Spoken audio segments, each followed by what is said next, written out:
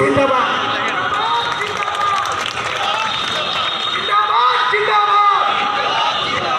ধন্যবাদ শহীদ তাইম হাসানের সম্মানিত ভাইকে। এ পর্যায়ে বুকে গুলি করা হয়, ওদের পিঠ দিয়ে গুলি বের হয়ে গেছিল।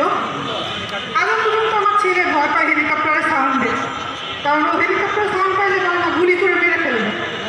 এই ভয়গুলো যে বাচ্চাদের মনে ঢুকছে, এই ভয়গুলো কি যথেষ্ট না আওয়ামী লীগকে নিষিদ্ধ করার জন্য?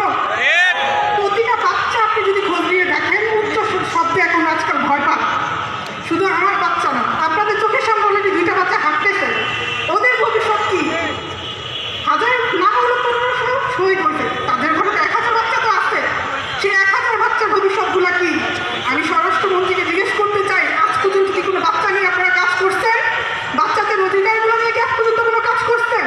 কিংবা আমার মতো যে অসংখ্য মেয়েগুলো বিধবা হয়েছে, ওই মেয়েগুলো নিয়ে কি আজ পর্যন্ত কোনো কাজ করছেন? কোনো কাজ আজ পর্যন্ত আপনারা করেন নাই। আমি যেদিন আমার হাজব্যান্ডকে ঢাকা মেডিকেলে নিয়ে গেছি, সেদিন তার গরম রক্ত আমি অনুভব করছি আমার জীবনের প্রথমবার। আমার পুরো শরীর তার রক্তে ভিজে ছিল।